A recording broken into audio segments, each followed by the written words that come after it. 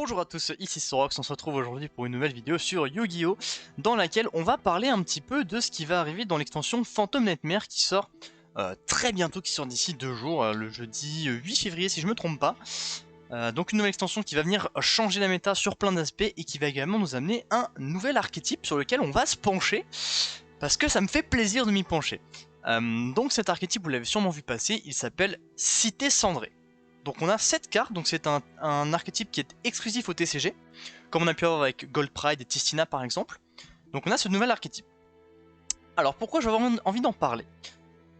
Tout simplement parce que on a ici des visuels qui me font énormément penser à Dark Souls 3, qui est mon jeu favori. Pour ceux qui m'ont déjà suivi sur Twitch, vous le savez. Donc j'ai envie un peu qu'on en parle, qu'on essaie de regarder un peu ce que fait le deck, et qu'on parle un petit peu de la relation de cet archétype avec Dark Souls en lui-même. Donc je propose qu'on jump tout de suite dans les cartes et qu'on aille lire ça tout de suite. Alors, la première carte qu'on va voir, ça va être Vados, le dragon éruption de l'extinction. Donc qui est une carte qui peut devenir une staple. On va voir ça tout de suite avec son effet. Donc c'est un archétype qui va être composé exclusivement de pyro ténèbres. Donc ténèbres, donc on a l'avantage que Fire King ne pourra certainement pas en abuser. Donc c'est une bonne chose pour la méta feu, donc ça ne va pas être des feux, c'est des ténèbres.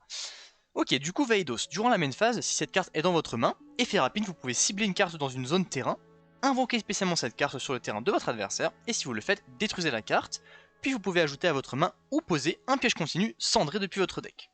On verra juste après ce que fait cette carte. Si cette carte est envoyée depuis le terrain de votre adversaire à votre cimetière, vous pouvez détruire tous les monstres sur le terrain. Vous pouvez utiliser chaque effet de Vados une fois par tour. Donc on est sur une carte très intéressante, qui va permettre tout simplement de détruire un terrain, et de le spell chez l'adversaire. Donc si maintenant vous êtes contre Tyr Lament, il pose Perle Rhino, vous pouvez dire effet, je pète ton Perle Rhino et je te donne le monstre. Donc ça permet déjà de gérer les terrains, donc dans une méta où il y a Fire King, où il y a toujours Tyr, où il y a du Rescue Ace, où les terrains sont quand même toujours des cartes assez centrales, c'est vachement intéressant d'avoir cet effet, c'est vraiment très intéressant. Et du coup en plus de ça, on va pouvoir du coup ajouter ou poser une pêche continue, on verra juste après ce qu'elle fait. Et du coup on peut l'invoquer sur le terrain de l'adversaire. Et si cette carte est envoyée depuis le terrain de l'adversaire au cimetière, on détruit tous les monstres sur le terrain. Ça ne fait que nous on peut choisir de trigger. Donc c'est à dire que même si l'adversaire se sert de ce body pour faire une fusion, un link, une synchro, peu importe, on peut déclarer l'effet de Vados au cimetière, détruire tout sur le terrain. Donc c'est vachement intéressant. Donc ça prend un peu le lore de, il y a une cité qui a été détruite par un dragon, qui a été détruite par l'apparition d'un dragon près d'un volcan, donc voilà, on envoie ce dragon chez l'adversaire pour le faire tout détruire. Donc c'est vachement cool. Donc le deck va tourner grosso modo autour de cette carte. Donc c'est vraiment super intéressant. Et ce sera une secret du coup dans Phantom Nightmare, ça va être une secret, c'est la seule secret de l'archétype. Mais voilà, déjà super intéressant, c'est une carte qui va pouvoir avoir des plays dans d'autres decks que dans cet archétype. Ensuite on va avoir le roi de la cité cendrée, donc toujours un pyro de ténèbres. Donc si Obsidian, la cité cendrée, est dans la zone terrain, vous pouvez invoquer spécialement cette carte depuis votre main. Ok, vous ne pouvez invoquer spécialement Roi de la Cité Cendrée qu'une fois par tour de cette façon. Durant votre main phase, vous pouvez invoquer spécialement un monstre cendré depuis votre main, ou si votre adversaire contrôle un monstre avec minimum 2800 d'attaque, vous pouvez l'invoquer spécialement depuis votre deck à la place. Donc 2800 d'attaque minimum. Combien d'attaque à Vados? Il en a 2800. Donc tous les monstres vont avoir cet effet de pouvoir se spé si on a le terrain Obsidian, si Obsidian est sur le terrain, donc on verra après ce que ça fait. Donc voilà, donc un body qui se spé directement depuis la main, si on a le terrain, donc ça se déclare pas, c'est comme un Fenrir ou un Pancra, donc ça se spé directement, c'est toujours cool. Et en plus si l'adversaire a du coup un monstre qui a 2800 d'attaque, on peut spé depuis le deck, si l'on n'a pas, on peut spé depuis la main un cendré. Toujours intéressant, donc on peut envoyer ça chez l'adversaire, à un moment spé le roi, pour ensuite spé du deck un autre cité cendrée. Ok, moi je trouve ça sympa. Ensuite on va voir le héros de la cité cendrée qui va être assez intéressant. Alors ils ont pas tous les mêmes niveaux aussi, hein. Là on voit qu'il est niveau 9, le roi est niveau 8, là on a le héros qui est niveau 7. Donc a priori il n'y a pas d'X de prévu. Donc pareil, si Obsidian, la cité cendrée, est dans la zone terrain, vous pouvez invoquer spécialement cette carte. Vous ne pouvez invoquer spécialement une fois par tour de cette façon. Durant la main phase en effet rapide, on peut cibler un monstre pyro sur le terrain, détruisez-le, puis si vous avez détruit Vados au dragon éruption de l'extinction, par cet effet vous pouvez placer face recto une Obsidian, la cité cendrée depuis votre deck dans votre zone terrain. Ok. Donc, en gros, le héros nous permet de péter le Vados adverse, qu'on pose sur le terrain adverse. Donc on peut totalement avoir un héros qui détruit Veidos en effet rapide. Effet Veidos, on détruit tous les monstres sur le terrain, et en plus de ça, on va poser du coup notre terrain sur notre terrain. C'est intéressant, vous allez voir que ça va servir aussi avec le terrain qu'on va jouer, avec Obsidian. Ensuite, Prêtresse. Même effet, si Obsidian est dans la zone terrain, on peut la split depuis la main sans le déclarer. Si cette carte est invoquée normalement ou spécialement, on peut tuto une carte cendrée depuis le deck à la main. Tout simple. Donc c'est le starter du deck, le main starter du deck. C'est la norme du deck, voilà, qui va permettre d'aller tuto n'importe quelle carte cendrée. Donc très classique mais très efficace. Donc il peut être tutorisé par Bonfire. Donc bon, Bonfire ça coûte un bras, mais voilà, ça peut être tuto par Bonfire, donc très cool. Ensuite, on va maintenant se pencher sur la fameuse Obsidian, la cité cendrée. Alors, donc une carte terrain. Les monstres face recto invoqués spécialement contrôlés par votre adversaire deviennent pyro durant votre tour uniquement. Donc on a un effet de Footgate seulement pendant notre tour. Vous pouvez utiliser chacun des effets suivants d'Obsidian une fois par tour. Durant votre end phase, vous pouvez cibler un Obsidian la cité cendrée dans votre cimetière, placez-le au-dessous de votre deck, puis piochez une carte. Ok. Si cette carte dans la zone terrain est détruite ou bannie, vous pouvez invoquer spécialement un monstre cendré depuis votre deck. Ok. Il y a beaucoup de choses à prendre en compte, mais c'est super intéressant. Donc déjà, la Footgate pendant notre tour uniquement. Tous les monstres pyro de l'adversaire invoquent SP sont pyro. Donc ça peut être vachement intéressant pour bloquer un peu des plays potentiels. Je pense à Tyr qui va vouloir faire des fusions pendant notre tour. Si tous les monstres sur son terrain sont pyro et qu'il a besoin de monstres aqua, il va pas pouvoir faire ses fusions. Ensuite, autre chose intéressante, on a dit que Hero, pendant la main phase, il peut cibler un monstre pyro sur le terrain et le détruit. Donc si tous les monstres de l'adversaire deviennent des pyros, ça veut dire que Hero peut détruire n'importe quel monstre de l'adversaire invoqué SP. Vous êtes contre un Dragon Link, il invoque un Lubellion, Lubellion du coup devient pyro. Ah non, c'est pendant votre tour. Ouais, si ça marche quand même, on invoque un monstre, il fait effet de regain, il reborn Lubellion, Lubellion devient pyro, on peut faire effet du héros et péter son Lubellion par exemple. Donc voilà, donc c'est très intéressant. Donc c'est ce petit combo qui marche très très bien. Ensuite, donc si durant la phase on peut cibler un autre terrain dans le cimetière, on le place en dessous du deck, on pioche une carte. Vous allez voir que c'est important vu que en un seul tour on va utiliser plusieurs fois le terrain. Donc on va se retrouver en end phase avec le terrain au cimetière et ça va nous permettre de recycler un terrain et de piocher une carte, donc c'est super cool. Et si elle est détruite ou bannie, on peut invoquer SP incendré depuis le deck. C'est un petit peu comme, je vais pas dire c'est un peu comme Fire King, mais pareil, si on détruit ou on bannit le terrain Fire King, ça détruit tous les monstres sur le terrain de l'adversaire. Donc pareil, là, s'il est détruit ou banni, on peut invoquer SP. Ok. Alors, sachant que il n'y a pas marqué si cette carte dans la zone terrain est détruite ou bannie, c'est pas marqué si c'est dans ma zone terrain. Si c'est la zone terrain de l'adversaire, ça fonctionne également. Qu'est-ce que nous dit Veidos? Veidos il dit qu'on peut détruire une carte dans une zone terrain. Donc on peut péter ce terrain pour spé du deck. On peut activer ce terrain, le péter avec Veidos, envoyer Veidos chez l'adversaire, et ensuite en résolution, avec le terrain il a été détruit, on peut spé du deck un monstre cendré. Magnifique. Donc voilà pour le terrain, très important. Ensuite on va voir la magie rapide, la quick spell éveil de Vados, qui est une carte très forte et qui est un one card combo pour le deck. Cependant elle aura une petite restriction, on va voir ça tout de suite. Donc la carte dit, placez face recto une Obsidian la cité cendrée depuis votre deck dans l'une des zones terrain, puis si votre adversaire contrôle une carte dans sa zone terrain, vous pouvez ajouter un monstre ténèbres pyro de minimum niveau 5 depuis votre deck à votre main. Le reste de ce tour après la résolution de cette carte, vous ne pouvez pas invoquer spécialement monstre pyro exclu depuis le deck ou extra deck. Ok, on va essayer d'analyser ça. Donc on peut placer un terrain soit chez nous, soit chez l'adversaire. On place Obsidian d'un côté ou de l'autre. Mais on a une ligne qui nous dit, si votre adversaire contrôle une carte dans sa zone terrain, on peut tuto un ténèbre pyro de minimum niveau 5. Donc on peut activer cette magie, on place la magie de terrain chez l'adversaire et on tuto un monstre. Qu'est-ce qu'on va pouvoir tuto? On peut tuto un monstre pyro de minimum niveau 5. On peut tuto Veidos. Et c'est ça que ça va être intéressant, on va pouvoir tuto Veidos, péter le terrain adverse, invoquer Veidos, et vu que le terrain a été détruit, je vous rappelle que quand le terrain est détruit ou banni, on peut invoquer spécialement un monstre cendré depuis le deck. Magnifique. Donc on peut dérouler tout un combo juste avec cette magie. Le seul problème, et je trouve que ça fait très très mal, c'est la lock pyro. La lock pyro fait extrêmement mal, on est lock depuis deck ou extra deck, les monstres pyro. C'est-à-dire qu'on peut spé autre chose que des pyros depuis la main, par exemple, mais depuis deck ou extra deck, on ne peut pas spé autre chose que des pyros, et je trouve que c'est très violent comme lock pour le coup.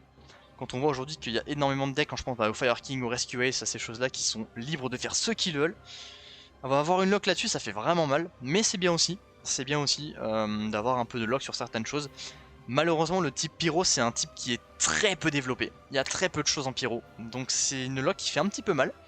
Après, c'est la première vague de support. C'est la première fois que l'archétype a des cartes. Quand tu auras une prochaine vague, il y aura certainement de l'extra deck et des choses qui font que ce ne sera pas une lock qui sera gênante. Voilà. Donc voilà, la Quick Spell, elle va enable tout un play. Elle lock, certes, mais elle enable tout le deck. Et ensuite, du coup, la carte piège qu'on va pouvoir poser grâce à Veidos, qui va nous dire que c'est une piège continue. Lorsque cette carte est activée, on peut ajouter un Veidos ou un monstre cendré depuis notre cimetière à notre main. Ça peut être recyclé, c'est toujours sympa.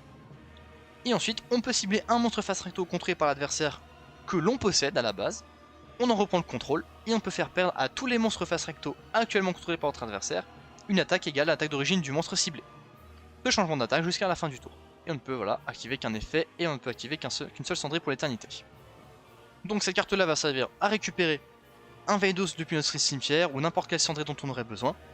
Et elle permet de reprendre le contrôle de Veidos. Si maintenant on a envie on n'a pas envie qu'il s'en serve, on peut tout à fait utiliser notre trappe, reprendre le contrôle de Veidos, et en plus tous ces monstres perdent 2800 d'attaque. Donc si jamais il veut essayer de rentrer en battle ou quoi, vous pouvez activer l'effet, reprendre Veidos, tous ces monstres perdent 2800 d'attaque, et zou. Ça peut marcher avec des kaiju aussi.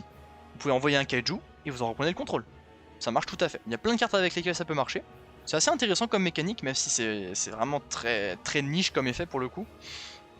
Mais ça peut être intéressant. Donc voilà, c'est la carte la moins intéressante. C'est une petite one-off qui se cherche, qui se place directement avec Veidos, donc c'est pas la chose la plus intéressante sur laquelle ça tarde. Donc voilà pour ce qui est de l'archétype. Maintenant j'aimerais avant de montrer un petit peu les combos et ce qu'on peut faire avec le deck, j'aimerais qu'on s'attarde un petit peu sur les artworks un petit peu de ces cartes. Donc, on a dit que ça faisait énormément penser à Dark Souls 3, donc pour ceux qui ne connaissent pas les jeux Dark Souls, ce sont des jeux de From Software, du studio From Software japonais. Des jeux légendaires qui sont réputés comme étant très difficiles, dans lesquels voilà, on est un pauvre mec face au monde, face à un monde de désolation dans lequel on doit tuer des monstres, tuer des boss. Ce sont des jeux qui sont extrêmement difficiles, et ce sont mes jeux préférés, et on a là un hommage, du moins selon moi un fort hommage à Dark Souls, notamment Dark Souls 3, étant donné que Dark Souls 3 est un jeu qui a une énorme thématique autour des cendres, du feu, tout ce genre de choses sur laquelle là on est mais complètement dedans. Et j'ai quelques exemples à vous montrer pour ça. Donc on va commencer par la prêtresse de la cité cendrée. Si on regarde un peu son artwork, hop, je vous affiche ça tout de suite. On peut voir tout à fait à gauche du coup la prêtresse de la cité cendrée et à droite un personnage central de Dark Souls 3 qui est la gardienne du feu. Et on remarque qu'on a vraiment un design qui est extrêmement similaire, notamment la visière devant les yeux, les petites pointes de cette visière, la gemme qui est incrustée au milieu de cette visière. La tenue, la robe, c'est vraiment extrêmement similaire. Donc je pense que c'est un hommage évident à ça. Ensuite, on a Veidos, qui lui est un hommage évident à Dark Eater Midir. Donc Midir qui est un boss de Dark Souls 3, qui est un gros dragon. Donc on a un espèce de dragon noir très menaçant avec 4 ailes qui tire des rayons laser. Bah pardon, mais Midir c'est un dragon noir menaçant gigantesque qui a 4 ailes et qui tire des lasers. Voilà, donc pour moi c'est un hommage évident à ce boss qui est une purge, hein, c'est une purge ce boss, mais c'est vraiment trop cool de voir ça, donc je pense que c'est une référence à Midir, par exemple. Et ensuite pour ce qui est de Obsidian en elle-même, on est quand même sur un paysage qui rappelle fortement des paysages qu'on voit dans Dark Souls 3. Avec la pioche en bas à droite de l'artwork. J'aurais aimé que ce soit une épée, mais c'est une pioche, voilà, une pioche plantée dans la cendre, dans du feu, comme les feux de camp de Dark Souls. Donc vraiment sympa, une architecture très semblable, des paysages très semblables comme on peut avoir en bas à droite ici. En bas à droite avec cette image. A noter également que donc cet archétype en anglais s'appelle Ashened City, donc la cité cendrée. Et il se trouve qu'il y a un DLC de Dark Souls 3 qui s'appelle The Ringed City, la cité enclavée, The Ringed City, Ashen City, Ringed City. Il y a quand même aussi une certaine similarité. Et le lore parle d'une cité, voilà, donc d'une ville qui a où il y a l'éveil d'un dragon dans un volcan qu'on peut voir derrière Obsidian. L'éveil d'un dragon qui est venu détruire la cité. C'est un petit peu ce que l'on peut voir sur l'image que je vous ai mis en bas à droite. On peut voir au fond, on voit la capitale de Anor Londo, qui est un peu la capitale légendaire des jeux Dark Souls. voilà, qui est complètement dévastée, détruite dans les cendres, prise par les cendres. Donc j'y vois encore là un hommage assez évident à ce jeu-là. Donc voilà, je suis très heureux de voir Konami, Konami mettre en avant un hommage sur Dark Souls 3, ça me fait vraiment extrêmement plaisir. Donc voilà, donc c'est un archétype Dark Souls, moi ça me va juste trop bien, exclusif TCL, donc c'est super cool, je suis trop hype. Maintenant, ce que je vous propose, j'ai ici un petit deck qui s'appelle Dark Souls, avec une decklist que j'ai piqué, que j'ai éhontement piqué sur internet. Ah oui d'ailleurs, cette fameuse carte Feu Ardent qui en anglais s'appelle Bonfire dans Dark Souls, je vous remets le screen en question, dans Dark Souls, l'épée dans le feu que vous voyez en haut à droite, ça s'appelle un Bonfire en anglais, donc est-ce qu'il y a encore besoin, est-ce qu'il y a encore besoin vraiment de montrer d'autres exemples? Je ne pense pas, c'est assez parlant. Alors pour montrer un peu ce que va faire le deck, je vais juste prendre une carte, on va prendre l'éveil de Veidos, on va prendre la Quick Spell, et on va juste jouer avec la Quick Spell. Ok, du coup maintenant je vais vous montrer ce qu'on peut faire un petit peu avec le deck avec juste une carte qui va être éveil de Veidos, donc la Quick Spell. Montrer un petit peu avec la carte, vraiment elle va vous montrer un peu toutes les mécaniques du deck, donc on va regarder ça tout de suite. Donc là on est en draw phase, c'est une Quick Spell donc on peut tout de suite l'activer. On l'active, et on peut choisir de placer un terrain soit chez nous, soit chez l'adversaire. Sauf que si on le place chez l'adversaire, si l'adversaire contrôle une carte dans sa zone de terrain, on peut en plus tuto un Ténèbres Pyro de max niveau 5.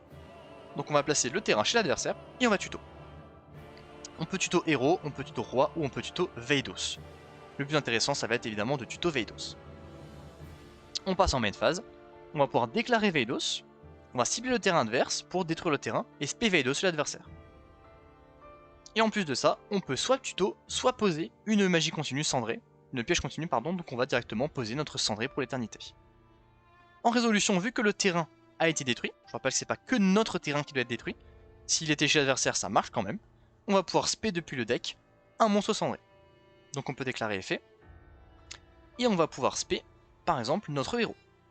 On va spé notre héros, et notre héros qui dit qu'en effet rapide, pendant la main phase, on peut cibler un pyro sur le terrain, le détruire, et si c'est Veidos qu'on a détruit, on peut placer le terrain Obsidium sur notre terrain.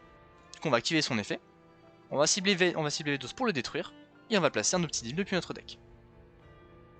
En résolution, vu que Veidos a quitté le terrain de l'adversaire, on pourra activer son effet pour détruire tout sur le terrain. C'est pas notre avantage, si c'est le même qu'on faire, c'est pas notre avantage. Donc on ne va pas déclarer l'effet, et on va juste pouvoir end phase là-dessus, et du coup en end phase, on a l'effet du terrain qui s'active, qui va être de placer un terrain de notre cimetière sous le deck pour piocher une carte. Donc voilà, on place un, on pioche. Voilà. Tout simple. D'où cette ligne-là qui dit replacer le piocher 1. Parce qu'en général, en un tour, on va avoir deux terrains qui vont être là. Donc on va faire cycler un peu les terrains de chaque côté de l'adversaire et de notre côté. Donc ça va nous faire piocher à chaque fois. Là par exemple, bon là on a pioché V2, mais on aurait pu piocher n'importe quoi. Et par exemple, pendant la draw phase de l'adversaire, on peut activer notre cendré pour l'éternité. Et on peut récupérer notre V2 en main pour le tour. Si maintenant l'adversaire on sait qu'il joue des terrains, on pourra tout à fait lui peser son terrain si on en a envie. Hop. Alors c'est vrai qu'il peut se péter lui-même, héros. Donc voilà un petit peu ce que peut faire le deck. Donc pour l'instant le deck ne fait pas grand chose. Il n'a pas vraiment de win condition, surtout avec la magie qui lock en pyro, ça nous lock pour l'extra deck, donc on peut pas faire des links, on peut pas faire des Xyz, on peut rien faire d'incroyable. Donc pour l'instant c'est vraiment juste une petite engine comme ça, mais qui a vraiment du potentiel. C'est super sympa à jouer, les cartes sont vraiment jolies, donc il y a vraiment un potentiel. Donc j'ai très hâte de voir ce que ça va donner. Vraiment très hâte de voir ce que ça va donner. On va regarder ça avec beaucoup d'attention. Et j'ai hâte de voir la prochaine vague de support. Voilà, tout simplement. Et donc sur ce, bah écoutez, on va tout simplement se laisser là. Donc c'était ma petite présentation un peu de cet archétype. Je vous invite à l'essayer, je vous invite un peu à vous intéresser à cet archétype et vous intéresser à Dark Souls aussi tant qu'on y est, parce que c'est vraiment des super jeux. Ça me tenait à cœur de faire cette vidéo étant donné que c'est mon jeu préféré, je voulais vraiment en parler et vraiment montrer un petit peu les ressemblances. Je trouve ça sympa toujours ce petit effort que fait Konami à faire des hommages et des références à d'autres œuvres populaires, je trouve ça toujours sympa. Donc voilà, je voulais vous en parler, donc surtout n'hésitez pas à mettre un petit pouce si ça vous a plu, un petit commentaire, c'est toujours sympathique. Dites-moi si vous aimez Dark Souls et si vous aimez Yu-Gi-Oh! Voilà, n'hésitez pas à vous abonner également. On se retrouve très bientôt dans une prochaine vidéo. C'était Sorox pour vous servir. Ciao!